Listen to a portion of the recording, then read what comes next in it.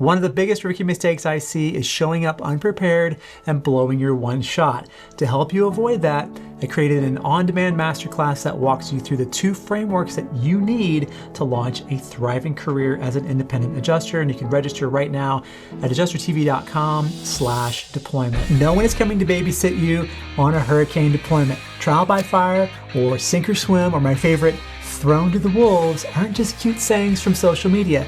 It's the literal job description, okay? 1 minute you're celebrating your first adjuster on Facebook. Hey, I just got my license. What do I do next? I'm so excited. Woo! And the next, you're staring at 70 fresh claims thinking, what on earth am I supposed to do with all of these? Screw it up and you're going to be home in 3 days eating ramen. Master the system and you might still be writing estimates when Christmas rolls around with paid off cars and solid headway towards paying off the house. I'm Matt, 26 years in this industry with more than 10,000 catastrophe files under my belt, and I'm about to hand you the workflow that'll keep you, your rookie, from drowning. Starting now. Catastrophe deployment will drown you in competing demands.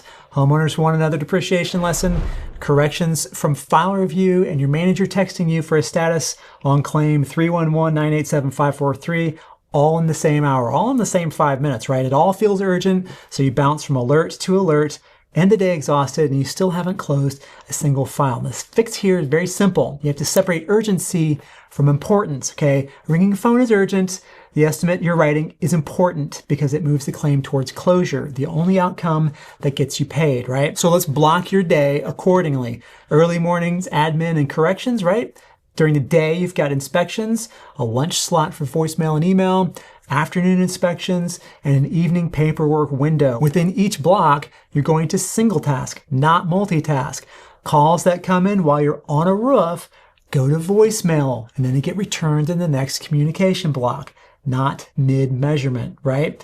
Give each time block 15-minute buffer on either side for true fires.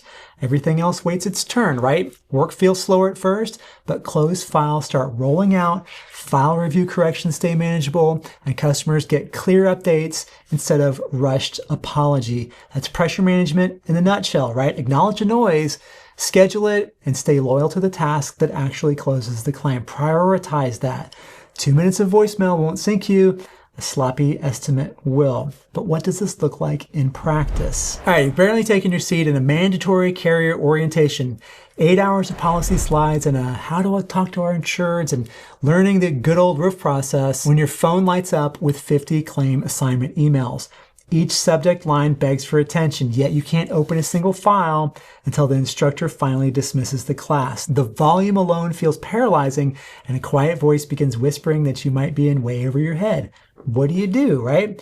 You were nodding through deductible definitions, and now you're having a minor panic attack because you know that the carrier's 24-hour first contact clock is already ticking, and your manager back at his desk is refreshing the dashboard to see whether you're moving or frozen. If those files just sit in limbo, policyholders will soon start calling to ask why they haven't heard from their adjuster.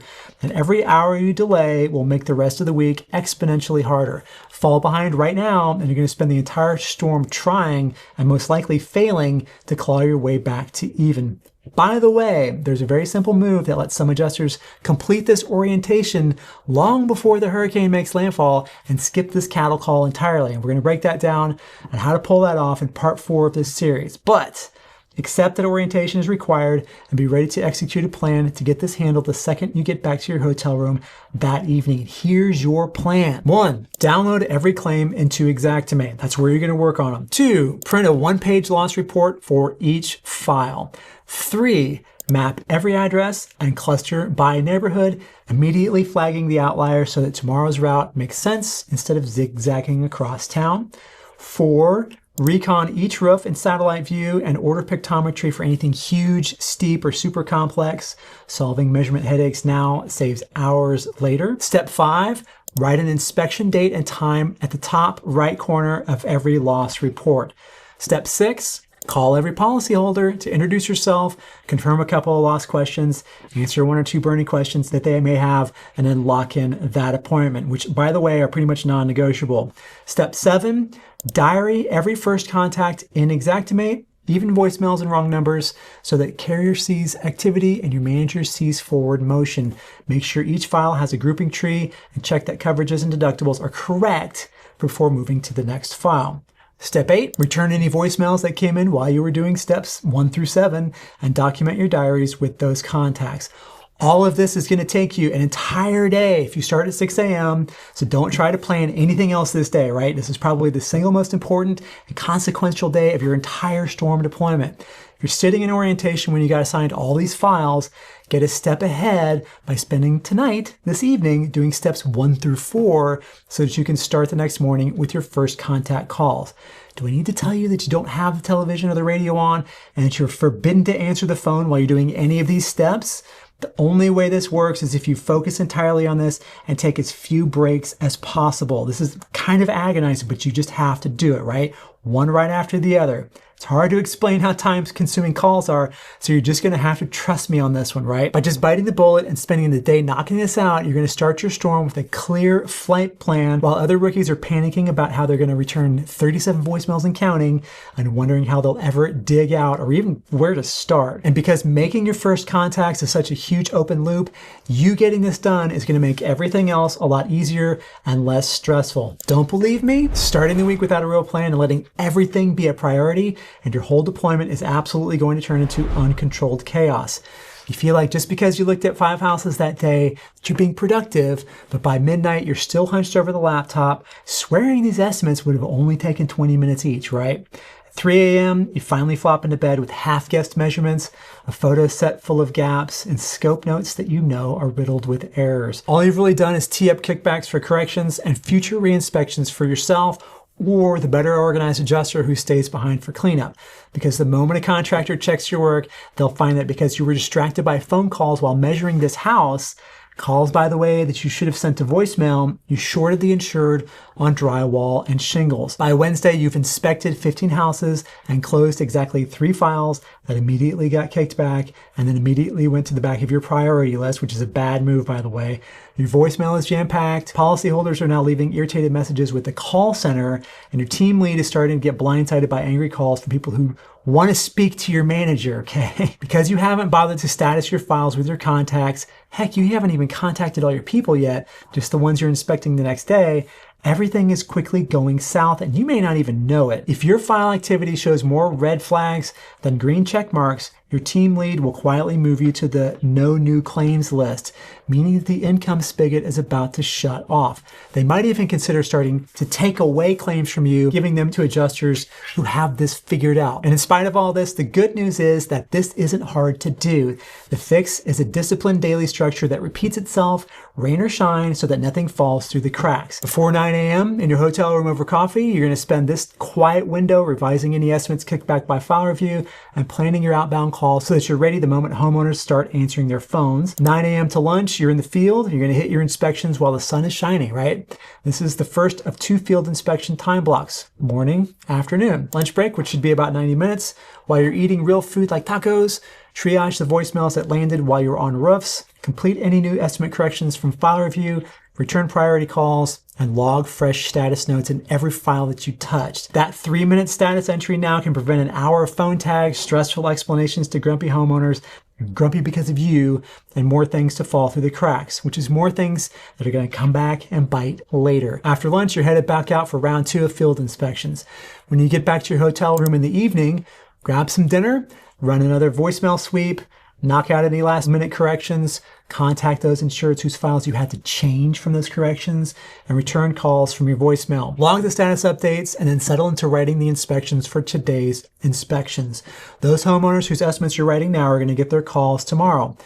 Unless you wrote their file on site, which is a valuable skill that you should practice as early in your career as possible. The non-negotiable rule that makes this whole schedule work is what I call your claims speed limit. Only inspect the number of houses that you can reasonably close that same day. If that number is 2, then you're going to stop inspecting at 2.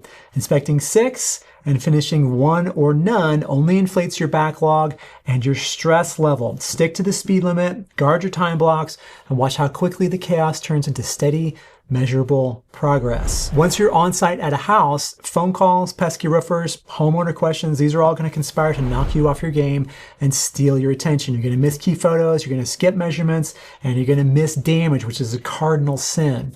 You're at the house for one reason and one reason only, and that's to gather data and document the loss. If you try to multitask phone calls into your field inspections, you are going to have errors guaranteed. And each error invites a file kickback and damages trust with the customer, aka your customer service score. Yeah, the adjuster was really nice and all, but we got 3 estimates to do the work and your guy was $10,000 short of the lowest one.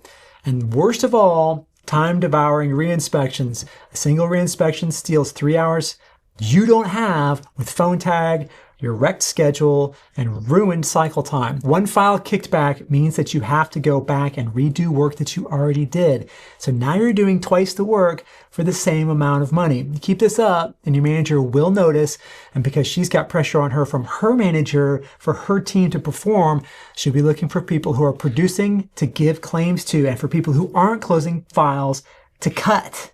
So you need to not waste time when you're at an inspection, and you need to also not miss damage. So what do? Follow the exact same process on every single property until it's muscle memory. When you get to the house, introduce yourself to the homeowner and follow a clockwise path every time, or counterclockwise. Just do it the same every single time. Start at the front of the house, move to the right, then inspect the back and then the left, take a look at the roof, look at the inside. Using the same route on every single house slashes missed damage and keeps your brain from wondering, did I shoot that left elevation? Because you didn't. Step 2, collect data as you move, okay? Photos, measurements, and handwritten scope notes. Snap the photo, pull the tape, and jot the line item on graph paper right then and there. If you know Xactimate codes, write them in your notes. That makes building the estimate later almost automatic. For large loss water claims, switch to Xactimate Mobile on an iPad Pro. Sketch the room, grab the dimensions, attach photos, and drop line items while you're standing in the space pretty much all at the same time. And when you finish your interior inspection, you're 95% done with the claim. Step 3, set realistic expectations before you leave with the homeowner, which means never overpromise. If you know tomorrow will be slammed, tell the homeowner that you'll call by the end of the week, and then beat that deadline. Underpromise and over-deliver. It's the fastest way to turn a frazzled policyholder into your biggest fan. Step 4, import and label photos in the driveway before you take off and go to the next house. Do not pull around the corner. Do it right there in front of the house. This 15 to 20 minute habit exposes missing photos and maybe even missed areas that you didn't scope while you're still at the house. It also leaves you sitting there if the homeowner remembers one more thing, saving you and everybody else hours of phone tag and a needless reinspection later. Remember how we don't want to do twice the work for the same pay? If it's taking you longer than a half an hour to import and label a concise set of claim photos, then you need to learn how to type, my friend. Step 5, document the visit on the spot while you're still at the house.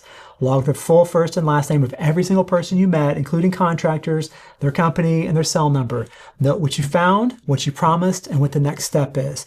The closer that diary entry is to real time, the fewer details you're going to forget and the fewer corrections your files are going to have. Run this loop 70 times and it stops feeling like a checklist and it starts to feel like breathing. Your claims are going to sail through file review and your email is going to start filling up with new claims instead of rejected files with correction requests. Intelligent planning, which is that first contact day, blocking your schedule, your field checklist, your communication windows, all that stuff, beats raw technical skill every single time. You can master the Vertex tool later. Right now, strategy keeps you afloat. Follow this system, ramping from 1 closed file a day to 4 closed files a day within a couple of weeks, and finish the storm with 200 plus claims, right? Money that's going to erase debt and funds whatever dream drives you. Wing it, and you're going to flame out in September and have to wait until May for a second chance. You've got the workflow. Now you need to launch faster than the next adjuster. In the next video, we'll lock down your calendar, tune your vehicle and your body, and stage your storm kit so that you can be wheels up within the minute of the call while everybody else is still roaming the aisles of Home Depot looking for a Johnson pitch gauge, which you're not going to find. And as always, thank you so much for watching and have a great storm.